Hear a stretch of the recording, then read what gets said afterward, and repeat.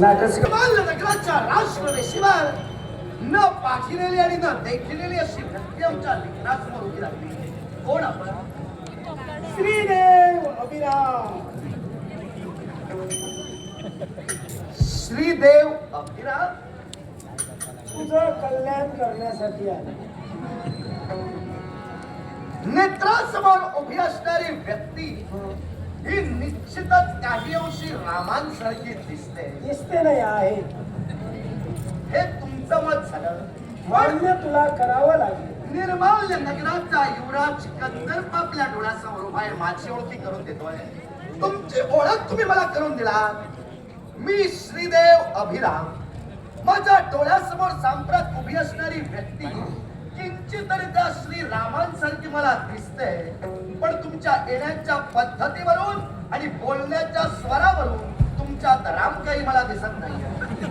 आता तुम्हाला राम कसा दिसला नाही हे आम्हाला काही माहित नाही. तेव्हा आम्ही आमचा राम अभिराम श्रीदेव अभिराम हे पटवून देणार आणि जाता जाता तुझं कल्याण करूनच जाणार.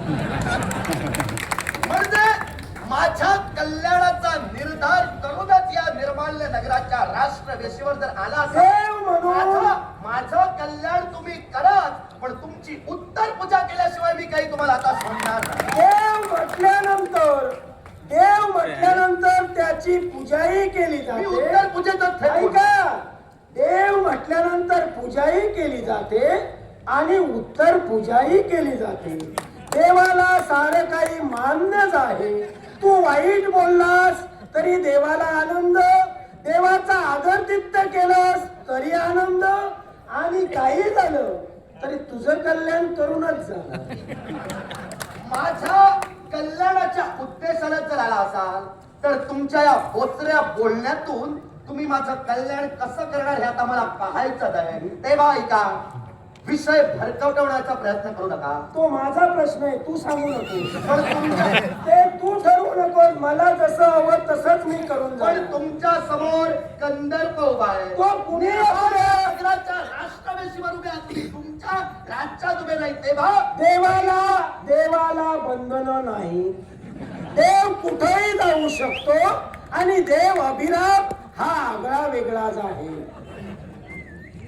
अभिराम, तुमच्या बोलण्यातूनच तुम्ही नेमके कोण आहात हे मी ओळखलेलं आहे. तेव्हा आल्याला माझ्या आता जर तू ओळखलं असशील तर वेळ काढू नको, पाय धर. तुझे पाय धरायला तू माझा रामही नाही आणि तुझे पाय धरायला तू माझा शिवशंकरही नाही. तू कोण आहेस ते मी ओळखलेलं आहे. तेव्हा तुझे पाय धरला नाही, फक्त पाय जागेवर राहून ठेवून माझा. एक लक्षात ठेव, मी वैकुंठीच्या नारायणाचा 7वा अवतार श्रीदेव अभिराम. राम नव्हे, अभिराम. वैकुंठीच्या नारायणाचा 7वा अवतार आहे.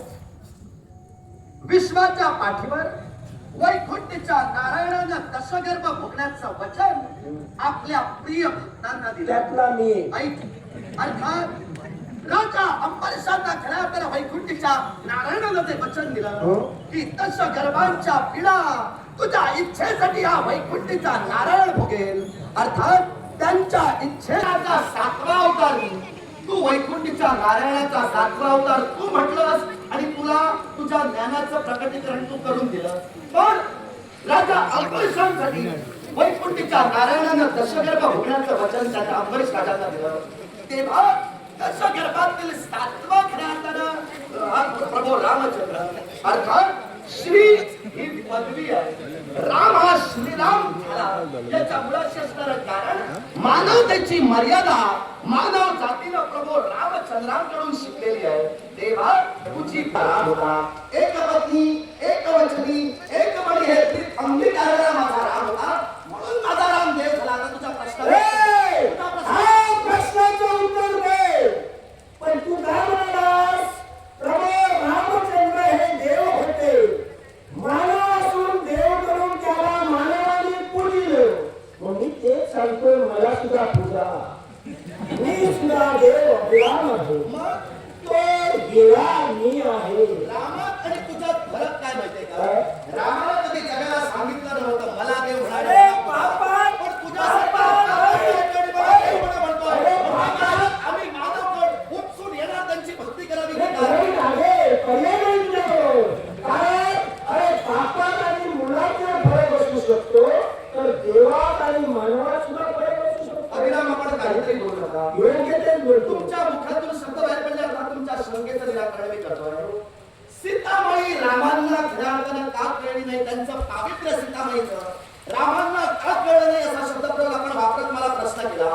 माझं तरी ठाम मत आहे सीतामाईचं पावित्र्य हे रामा वाचून कुणाला कळलं नाही. रामांना सीतामाई कळली नाही म्हणतो रामा वाचून सीतेचं पावित्र्य कुणाला कळलं नाही असा शब्दप्रयोग वापर. या विश्वाच्या पाठीवर लंकाधीश रावणांचा सेवक झाला. लंकाधीश रावणांचा सेवकानंतर पुनश्च लंकाधीश रावणांच्या मृत्यूनंतर सीतामाईला घेऊन प्रभू रामचंद्र अयोध्येत आले. अयोध्येत राघवांच्या राज्याभिषेकाचा सोहळा झाला आणि राम राज्याला सुरुवात झाली.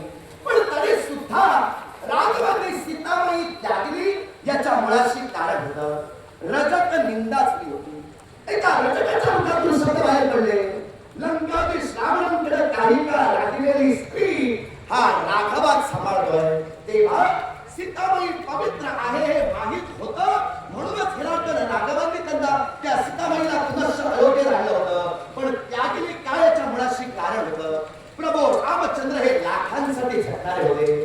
प्रभू रामचंद्रांचं जीवन हे लाखांसाठी होतं. अर्थात अयोध्येच्या राजगादीवर जो राजा म्हणून अधिष्ठित झाला होता तो राजा जर जनतेत खऱ्या निंदेस पात्र ठरला असता तर तो समर्थ राज्यसकट कधी चालवू शकला नसता.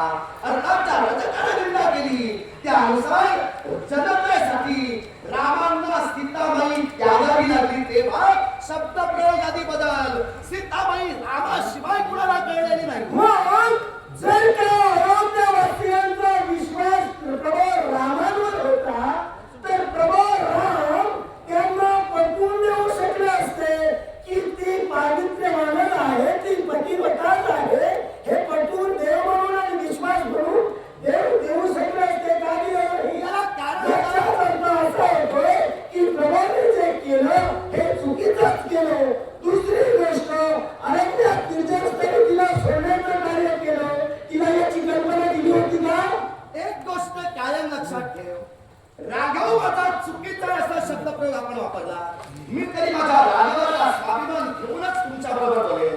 या विश्वाच्या पाठीवर राघव सगळ्यांना समजावून सांगू शकला असता की सीतामाई पवित्रच आहे. पण सीतामाई अपवित्र पवित्र आहे राघवाने ठरविलं होतं. पण जनतेच्या भल्याकडे इच्छा परिपूर्णतेसाठी किंवा जनतेचे पडसाद म्हटले होते ते जनतेचे पडसाद पुसून टाकण्यासाठी राघवांना सीतामाई त्याला कर्म प्राप्त होतं. तर राघवांनी सीतामाई त्यागली नसती तर सीतामाई पवित्रच होती हे आज जग मान्य करणार नसतं. राघवाच्या शब्दावर तरी अयोध्यावासियांचा विश्वास असला अयोध्यावासीय राघवाच्या शब्दानुसार जरी लागत असले तरी त्या अयोध्यावासियांना माहित होतं की सीतामाई पवित्र आहे म्हणूनच राघवांनी ती खऱ्या अर्थाने अयोध्येत आणलेली आहे. पण झालं काय एका रजकाच्या निंदेवरून त्या सीता